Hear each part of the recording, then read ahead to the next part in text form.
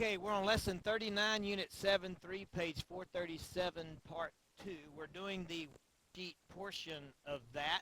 We have the sum and difference identities retrieved and pasted into a document here so we can keep going. And so we're on number 5. Number 5 wants us to verify the identity, and to do that we're going to work on one side only. Normally we go from the more complicated side to the less complicated side, but in this situation they're both just as complicated. So we're just going to start on the left side and change it into the right side. Okay? The first thing we're going to do then is we're going to expand this cosine of a sum using the cosine of a sum rule. And so we would have cosine first, cosine second, cosine first 60 degrees, cosine second A, minus sine first, sine second, sine first 60 degrees, sine second A. And that big mess needs to turn into sine 30 minus A.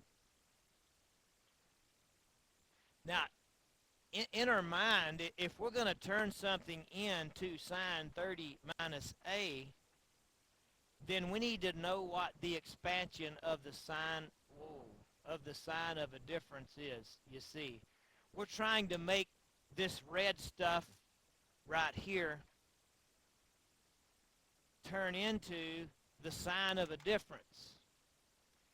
So we need to make it go from cosine, cosine, sine, sine.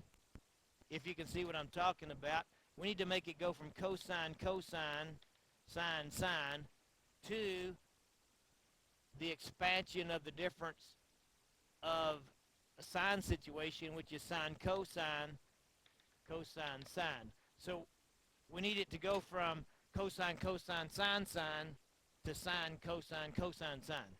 Okay? That's what's got to happen so that we can turn it into a sine situation instead of a cosine situation. Okay, so here's how that's going to happen. We're going to do what we can do. We can do cosine 60. Cosine 60 is what? 1/2 cosine A minus, we can do cosine, or we can do sine 60, which is square root 3 over 2 sine A.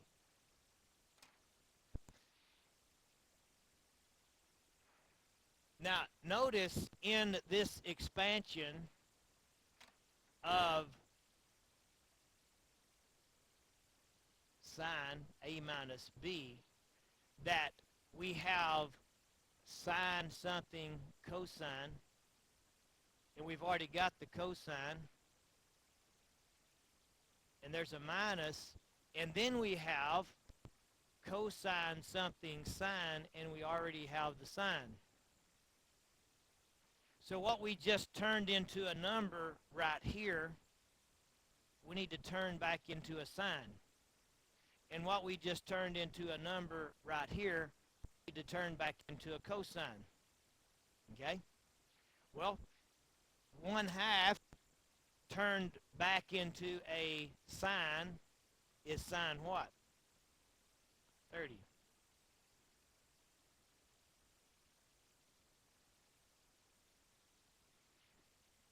And cosine square root 3 over, square root 3 over 2 turned back into a cosine is cosine what?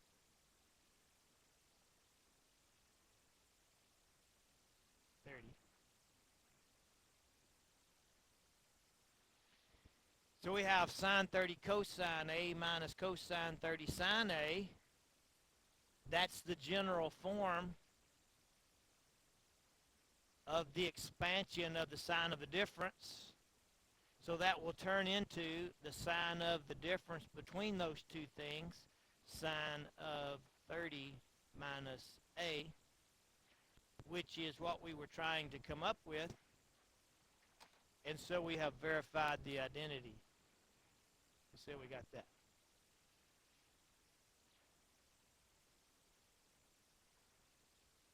Yes. So you could have used the cofunction theorem and said the cosine of 60 is the sine of the complement of that 30. Yes. You could have said that the sine of 60 is the same as the cosine of its complement 30. Again, the cosine of 60 is the sine of its complement 30. So we really didn't have to go to a number and pop back out. We could have known that the sine of 60, the cosine of 60 and sine of 30 are the same, and done a straight replacement. Yes. I started to do that, and I thought, nah, I want us to go to the number and pop back out. But you're right. We could go straight there. And I guess I did that because not everybody is as familiar with all of those things. We're still, some of us some of us can do 12 times 12 in our head and square root of 169 in our head and 25 squared in our head, and others are still trying to do it a little slower. So anyway, any questions on number 5? All right, let's look at number 6.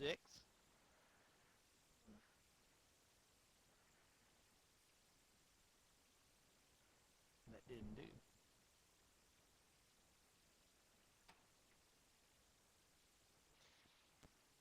Number 6, we have secant a minus b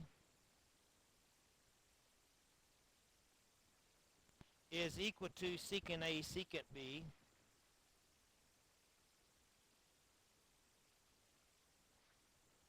over 1 plus tangent a tangent b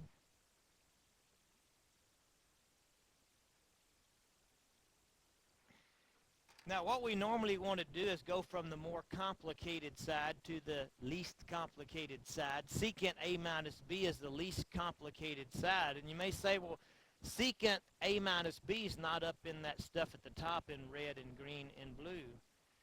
But we know that secant is the reciprocal of cosine. And so if we're thinking about secant a minus b, then we're really talking about 1 over cosine a minus b, and so we're really talking about 1 over cosine a cosine b plus sine a sine b, right? If we can get there, then we have reciprocal of cosine, which is secant. So here's our target, is to produce that, the reciprocal of the expansion of the cosine of a difference, so that we can have the secant of a difference. Well, how's that going to magically appear? Well, we're just going to start doing the math. And the math is that we change everything into sine cosine, and then we're going to get this crazy fraction mess, and then we just use our crazy fraction mess rules. So let's look at how that happens. Secant is the same as, I wrote that wrong. That's supposed to be, secant a, secant b. That's okay. So secant is, so we're going to have 1 over cosine a times 1 over cosine b, big over 1 plus tangent is sine a over sine b times tangent, sine a over sine a over cosine a, got ahead of myself or behind or something, times tangent b, which is sine b over cosine b.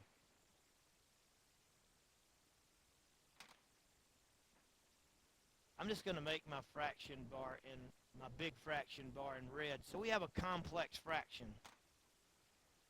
When you have a complex fractions over fractions, then the best thing to do to fix it is to multiply the numerator and denominator by the common denominator of every single denominator, which then would eliminate all denominators and make it just be a whole number over a whole number instead of a fraction over a fraction.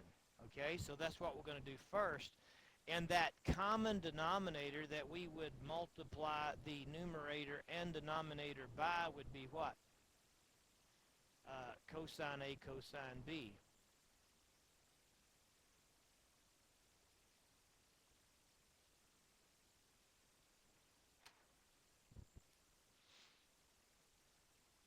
So we're going to multiply the numerator and denominator by the common denominator of all of the denominators to make it go from a complex fraction to a normal fraction. Now on top, what are you going to get? 1. That cancels that, and we have a 1 on top.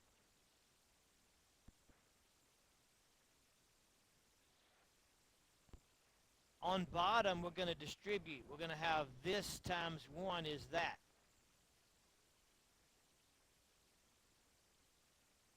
Right?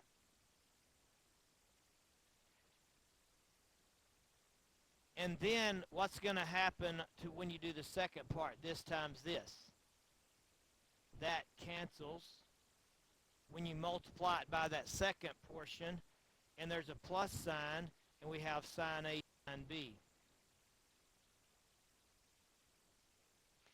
So when we write it in terms of sine and cosine, we created a complex fraction. To pretty it up, we multiplied through by the common denominator. Once we did that, what we see is what our target is, and that's the 1 over cosine A cosine B plus sine A sine B. So what we see here is the reciprocal of cosine A minus cosine B. So I'm just going to rewrite this as 1 over the cosine of A minus B, just so we get a pretty picture of it.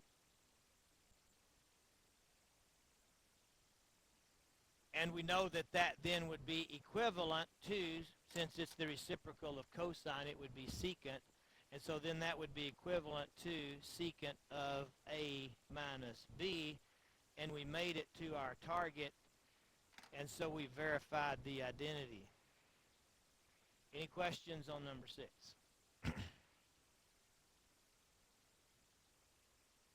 That's just a lot of stuff, isn't it? A lot of stuff.